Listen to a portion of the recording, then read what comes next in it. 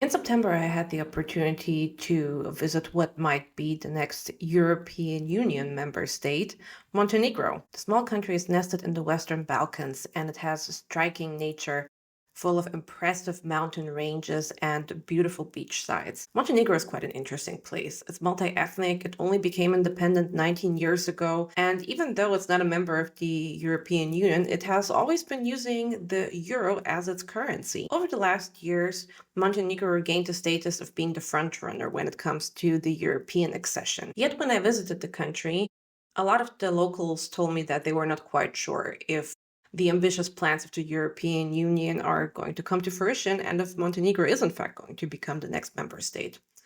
Therefore, I asked somebody to explain the situation to me. In today's conversation, you will hear Nikoleta Đukanović. She's an assistant professor at the University of Donja Gorica in Montenegro's capital of Podgorica. She teaches European studies and international relations and explained to me where Montenegro currently stands on the question of the EU accession.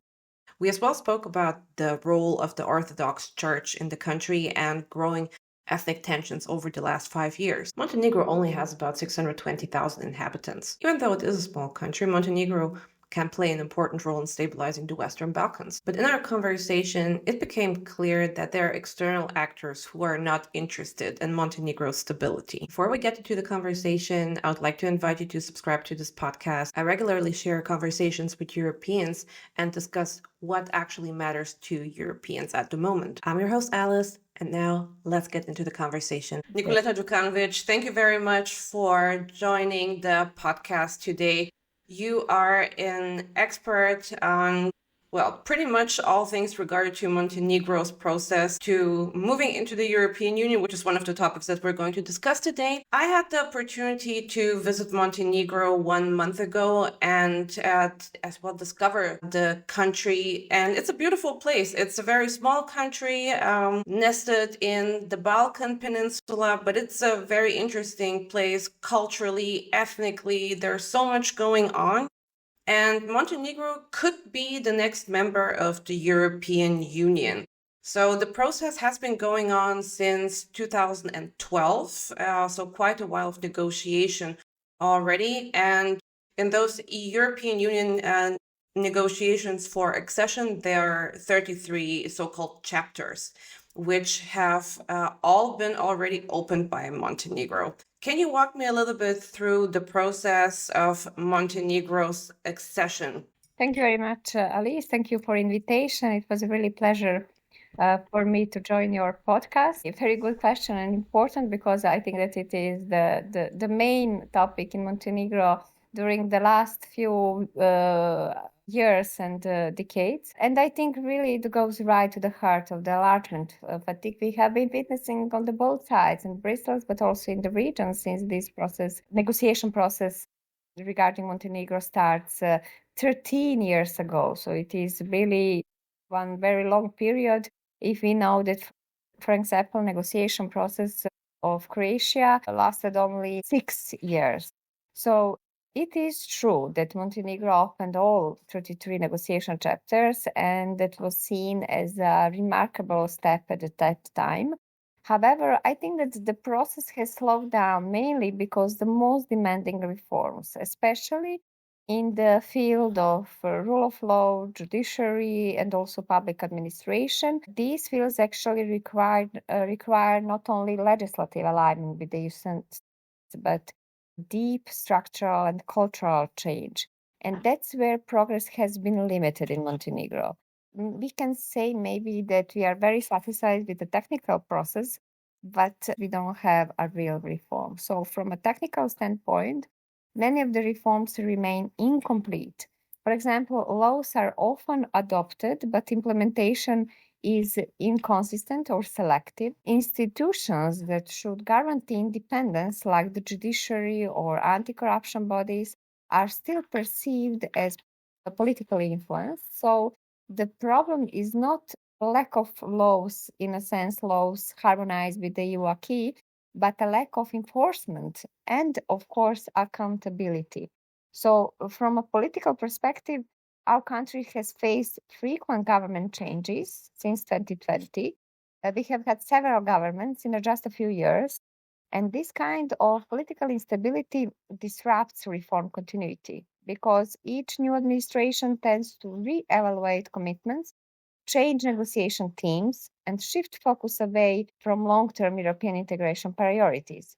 So the slowdown is not just bureaucratic. I think that it reflects a deeper political fatigue and the crisis of consensus around EU integrations. For years, EU membership was the one area of political unity in Montenegro, in a sense of political and social consensus, but the polarization grew. So, in short, the process hasn't stopped because Montenegro can't meet the technical criteria, is because reforms require political stability in institutions, new political will. So without that, the technical progress becomes almost impossible. I think that this process is not stopped, but it is very long period without concrete results. It would be great if you could illustrate a little bit the political landscape of Montenegro for our listeners to understand what are the particular conflict lines of polarization. Can you explain a little bit what are the parties that have been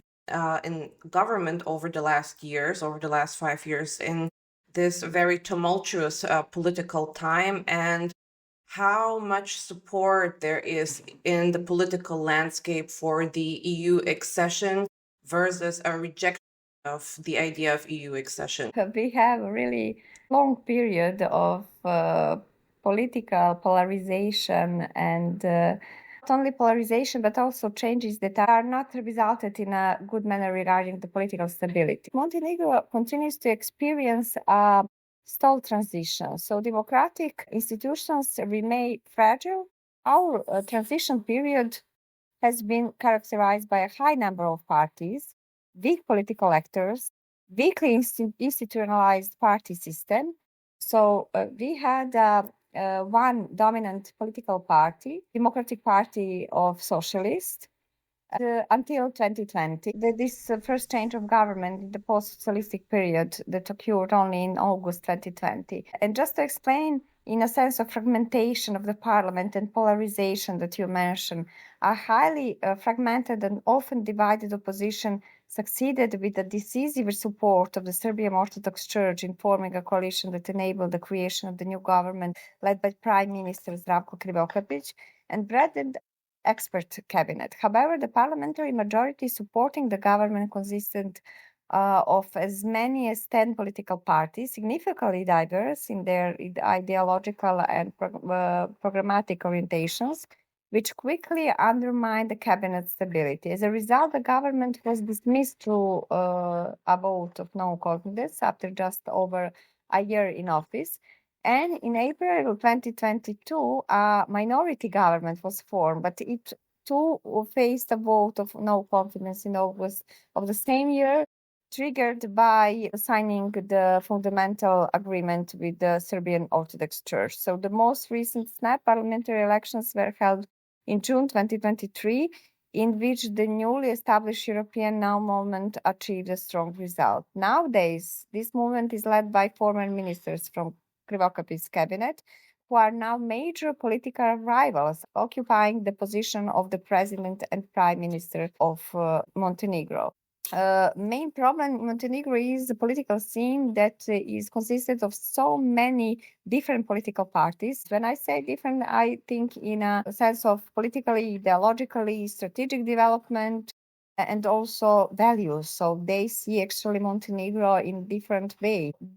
All these parties will say that they are pro-EU, that they want to join Montenegro to the EU, but actually it's not true because the majority in Montenegrin parliament are pro-Serbian political parties that are very connected to the Russia Federation and with the government in Republic of Serbia. And this political and ideological matrix is not so connected with the EU, rather with Russia. And this is a very big problem because they used pro-European rhetoric just because of the citizens and because of the votes, but they do nothing for their integration. So we have a government that is consisted of so many parties. Maybe few of them are oriented to reforms for EU integration, but most of them actually are against. So we have so many concrete and specific events and proofs that can actually show the story that I want to mention, in a sense that I are actually very connected to the Russia Federation, not to the EU integrations and Western structures. To understand a little bit better what happened in terms of the polarization, you mentioned briefly that Montenegro is pretty diverse, given that it's quite a compact, small country. You have people from different ethnic backgrounds, but as well within the society, there are different attitudes and values. Pro-East, pro-Russia, pro-EU, there's everything in a very, very small space. Could you explain to me where the citizens are currently standing in terms of the question of Montenegro's future and the potential of an EU accession? We have more than 70% of Montenegrin citizens that are pro-EU, that are actually support joining Montenegro to the EU. Although these percents are lower than it was last year or a few years ago, what is very problematic also.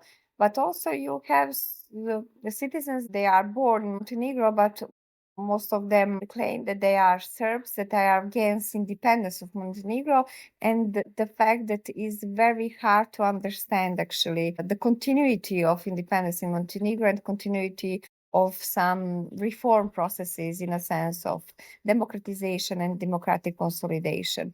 And we are also multi-ethnic countries. We have so many different parts of ethnicity among citizens, in a sense of Montenegrin, Serbs, Albanians, Bosniaks. So we don't have actually majority in a sense of ethnicity. So we are actually multi-ethnic country.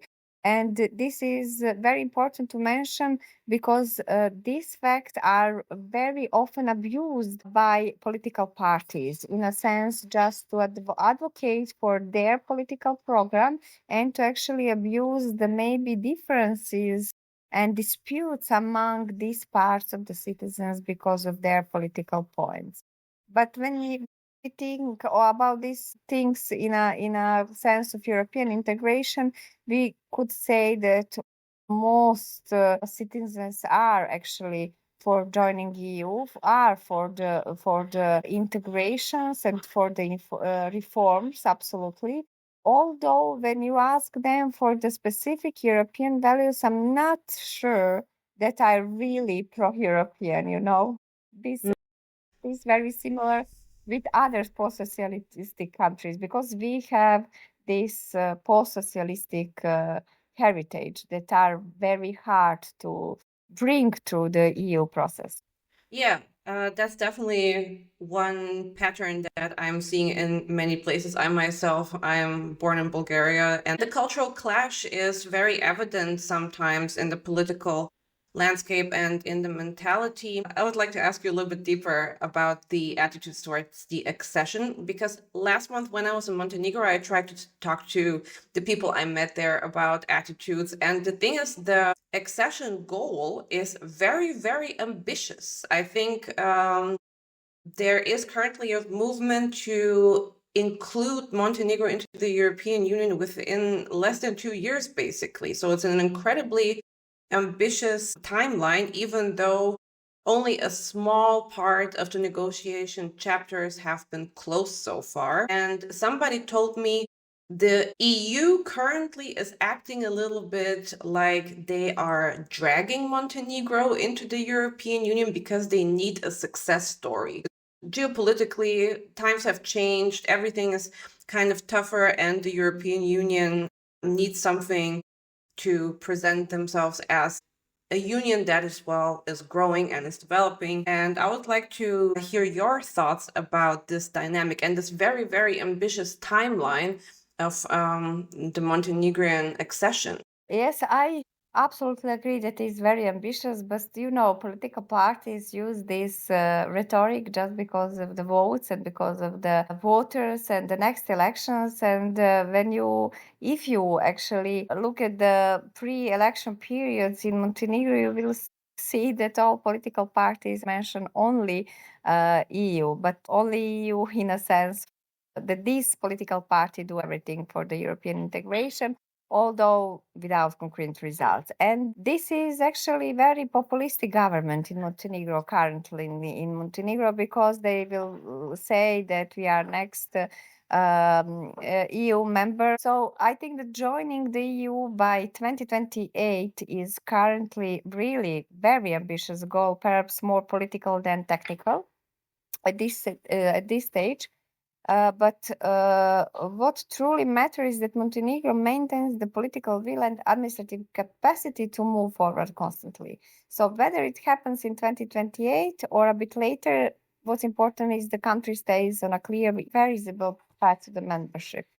But what is a problem for me and for my understanding of the integration is actually political will of the EU. You mentioned that EU needs a small country that is, let's say, front runner of the EU integration. It was 10 years ago also, not because we are good, but we are lesser bad than other countries of the Western Balkans. So I'm not absolutely satisfied with this constatation, but this is the truth. And we are really very small country in Western Balkan. We cannot affect on the EU negatively in a sense of demography, in a sense of economy. So very small country with very small number of inhabitants. And I'm sure that because of the credibility of political enlargement of the EU, they actually need one country that will join, not without concrete results, but without maybe finishing the negotiation process. And it was actually Montenegro. So I think from the beginning of the war in Ukraine until nomination of the Trump, not remember this kind of political will that EU showed in the Montenegrin case. So it was a really unique opportunity. We didn't use it. After Trump, I think that changes have happened in a sense that that EU has so many problems, internal problems. So they don't need one more country that is very different than older states. And on the other side, you have case of Albania. So I think that Albania is actually front runner, although they didn't open the chapters, but when you see that during the last maybe 12 months or something like that, they had more than 4 or 5 conference with the EU, intergovernmental conference with the EU, and they actually open all chapters, and they promise that they will close all the chapters until the end of the next year. You can see really real reforms. So we have some technical results, but without real reforms. In a sense of the Albania, you have really concrete reforms. So I'm not really sure that Montenegro will stay as the front runner. And this 2028 goal is really realistic because we have so many open chapters. We didn't use this time to finish so many chapters. I think that it is more than ambition goal. And the biggest problem in Montenegro is there is no responsibility of the political actor. So if you open or not some chapter, you will not be responsible. And we don't have in our social and political habitus, and the political elites will stay, let's say, almost the same, although they didn't show results in this process. I mean, you are right. Edi Rama in Albania is very, very ambitious, and he's showcasing his ambition with every chance that he gets, even though Albania as well is not fully reaching the standard when it comes to democratic transparency, etc., as particularly Western European countries would like to see, but there's definitely a push forward. What I found as well interesting on my trip to Montenegro last month is the sheer technical obstacle of joining the EU, because when you have 33 chapters, That means that you have all topics from labor market to science to regulations, which are very, very detailed. Because in the end, policy making in the European Union is a lot about details as well. Environmental topics, defense, more and more. It's a lot. And what I found interesting is that Germany as a country has a higher number of civil servants than Montenegro has citizens. So just to see that it's very difficult for such a small country with a small administrative apparatus to as well find people who understand and who can work on the wide array of topics which are required to be fulfilled by the European Union. Do you think that the structure or the small size of the administrative body is perhaps one of the issues that is as well an explanation for why the process has been stalling? No, no, I'm not really sure because we are a small country with a small administrative apparatus. It is absolutely true, but this apparatus actually is a reflection of the number of the citizens and the territory of Montenegro. It is absolutely normal that you don't have a so big administrative apparatus. I see another problem that we don't invest in administrative capacities. This is a problem. We have small number of the administrative staff. It is true, although we didn't reform, for example, government and number of the civil servants. We have so many of them, much more than we should actually. So we have to optimize and reform this part of the administrative section of the government. But what is the problem? We don't invest in better administrative capacities. Our salaries are small. We have political nepotism, actually. If you want to be a part of the government of the negotiation structures, you have to have membership, the political party. So you actually destroy this process because you will not engage the good candidate. You will engage the candidate that is for your political party. So it is a problem. And I think that all the time we speak only about chapters 23 and 24. But we actually miss these very important administrative capacities, to reform administrative capacities, to invest and to have better people that will actually govern the process of the Montenegrin, not only joining, but the process that when we actually join. And I think this is a problem, not the number, but quality of these administrative capacities. I know personal case, if you are very good candidate, but you have your own opinion and you criticize all political parties, you are not actually political oriented, you are actually against the government, you will be excluded from this process, although you are the best in a sense of knowledge, expertise, capacities. So we are deeply politically destroyed in a sense that we have political employment in a very high level, and we have nepotism, absolutely. Because of that, I mentioned that we achieved great change during the elections 2020, but without results. Only parties are changed, but the way of they doing is actually almost the same. Corruption, organized crime, political nepotism, political employment, without accountability, responsibility. So everything is almost the same. When you look at the political situation today, and especially against the backdrop of the tumultuous last 5 years, what is your perspective? Where is the political journey going in terms of the instability? Do you see a silver lining, so to say, that things are going to become more stable again?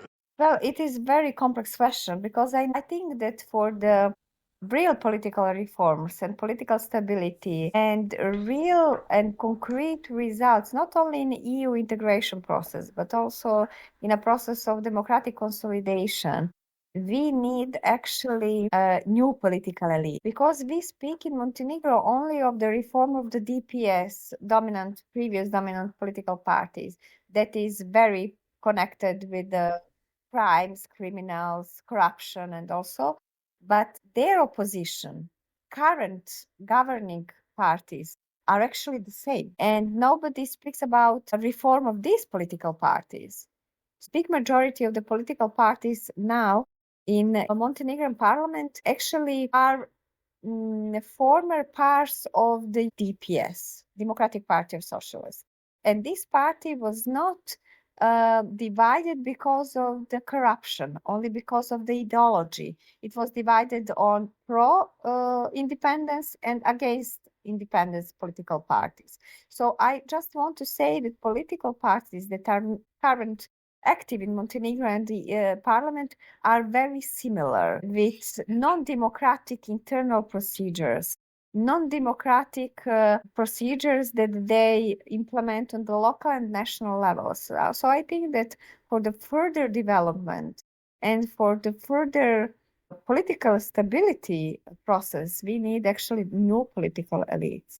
So I think that joining of the EU will be a political result between EU and the elites in Montenegro, but without concrete results, just as a political decision, without any concrete political, legal, economic, or administrative results in this reform.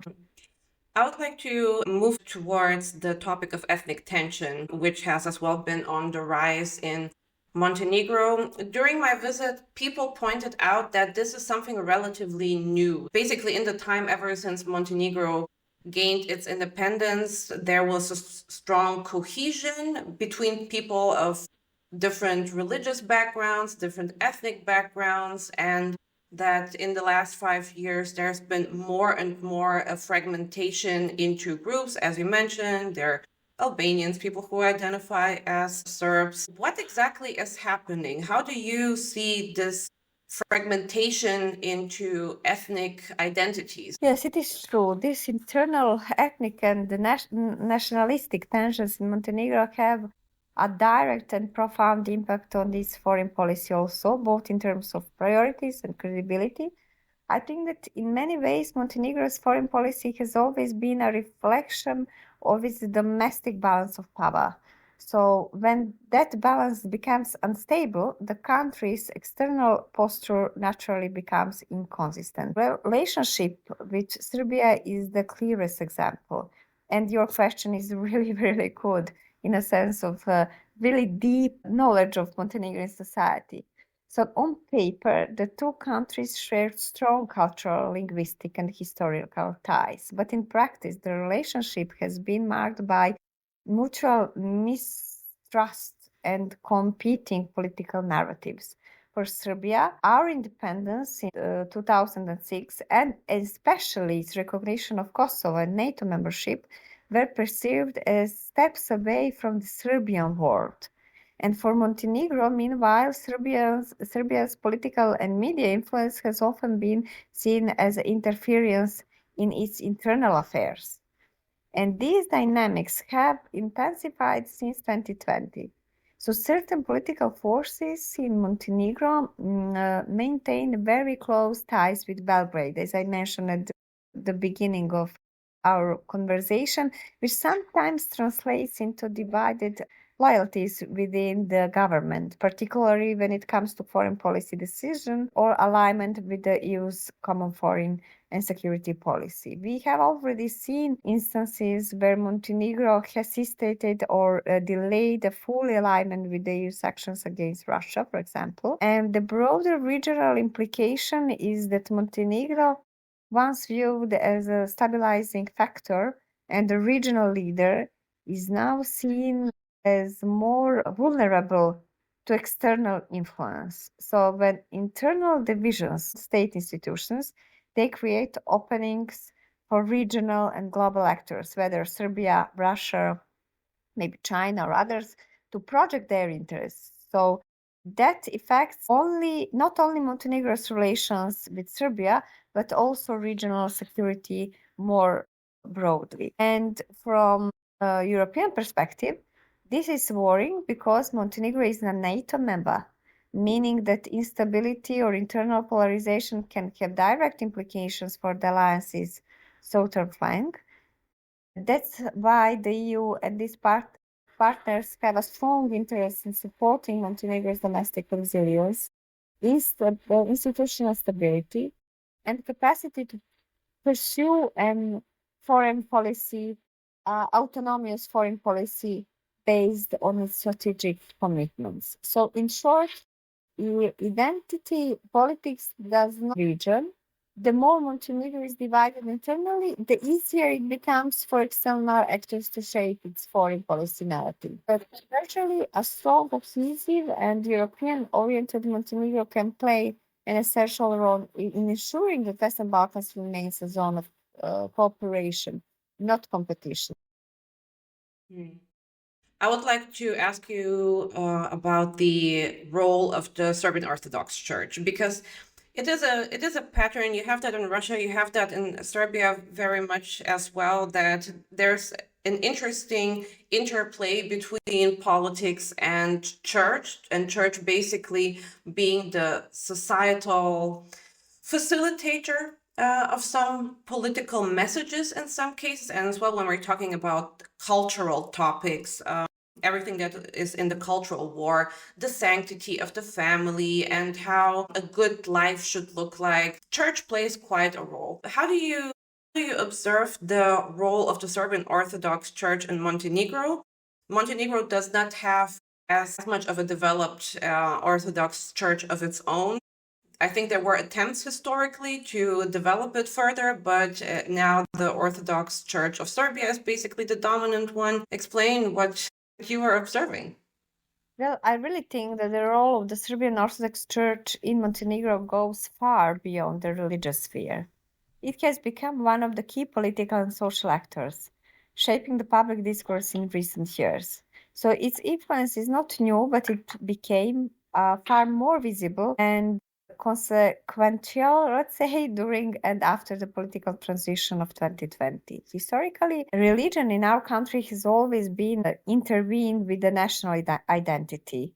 The Serbian Orthodox Church, as the dominant religious institution, has long positioned itself as a guardian of Serbian national identity and cultural heritage. And in a context where national identity itself is contested between Montenegrin and Serbian narratives, the church's role naturally became political. And in recent years, especially during the protests against the 2018 law on freedom of religion, Serbian Orthodox Church effectively mobilized people around identity-based grievances, presenting the issue not as a legal or administrative one, but as a question of political survival and dignity. And that movement didn't just defend church property, it defended the political map of Montenegro. So the 2020 elections were in many ways a continuation of that momentum. So I think that this influence has also deepened social polarization. So the church narrative often frames political issues in moral or existential terms as a struggle between believers and non-believers, defenders and betrayers of identity. And that kind of discourse leaves very little room for compromise or civic dialogue. So at the same time, it's important to understand why the church has become so influential. It filled a vacuum of trust left by weakened state institutions and political parties. For many citizens, the church became a source of stability and belonging in a time of political uncertainty. And now is that this influence, while socially rooted, complicates the country's democratic and European trajectory because it reintroduced religion and ethically as the main political markers rather than citizenship or shared civic values. So if Montenegro wants to move forward, I think that it must find a way to respect the church as a social institution while clearly separating religion from political decision making, what is not the case in Montenegro nowadays. Otherwise, identity politics will continue to overshadow the reform agenda and keep the society divided along emotional and historical lines. From a civic society perspective, what is the consequence of the high influence of the Orthodox Church when we look at the other minority groups, which are Muslims, so basically Albanians and Bosnians, they're majority, or they used to be majority Muslims. How does that pan out in a civil society term, so to say? Well, I think that these internal ethnic and nationalistic tensions in Montenegro actually have direct and profound impact on its foreign policy, both in terms of priorities and credibility. So in many ways, our foreign policy has always been a reflection of its domestic balance of power. I mention this because civil society organization in Montenegro really criticize this influence of the Serbia and Serbian Orthodox Church in Montenegro in a sense of point or position of church as a source of instability and political uncertainty. So I think that they are very, very profound when they advocate the situation that our church should be only social institution, not political one, and that we have a clearly separation between religion and political decision making. And I also mentioned this connection with the foreign policy because it is very connected, because our foreign policy orientation also depends actually on the level of the involvement of the Serbian government in Montenegro and also this influence of the Serbian Orthodox Church in our country. It pretty much sounds like it's a complex situation with internal imbalances and external influences all shaping the current political discourse and the instability in Montenegro. But perhaps as a concluding question, what gives you optimism for perhaps the near future? Where do you see developments that are positive and uplifting? I would say that my view is a little optimistic.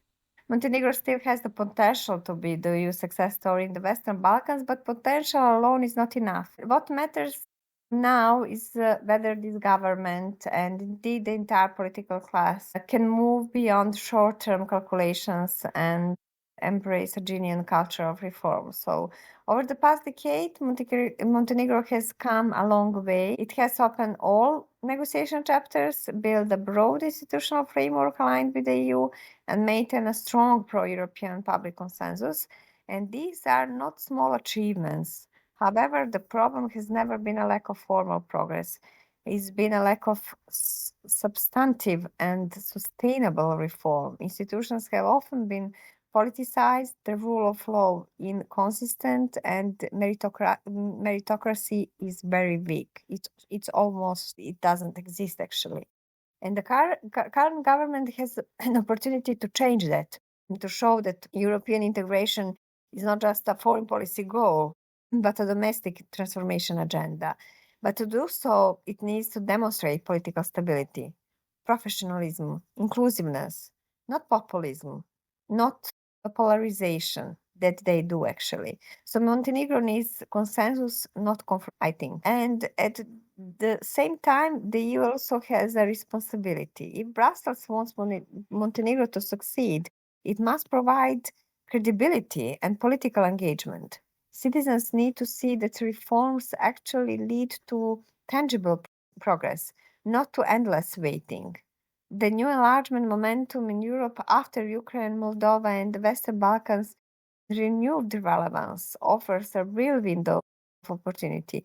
And in the end, I remain hopeful because Montenegro still has a strong pro-EU identity as its core. Despite all the challenges, the country has not turned away from its strategic orientation. That social resilience, the belief that Montenegro's future is in Europe, is the most important foundation for success. So while I wouldn't describe the road ahead as easy, I would say it is still open and achievable if Montenegro manages to turn political will into real institutional change. Nikoleta Đukanović, thank you very much for explaining the situation in Montenegro and the perspective for the EU accession. It's a super complex topic given that there's so many factors that are influencing the country, and you really explained quite well what is currently going on. So thank you very much for the conversation. Thank you very much, Alice. It was really a pleasure to speak with you. Thank you for listening to this episode of European Glimpse. This is a passion project of mine, and it would make me very happy if you subscribed or shared this episode with a friend. Now I'm curious to find a new guest. Are you a journalist, a scholar, a student, or perhaps an avid observer of society? If you live in a European country, as well outside of the European Union, reach out to me or recommend somebody I should speak to. I would as well love to hear your feedback on this podcast, as I'm always trying to improve, and my email is europeanglimpse@gmail.com. Take care.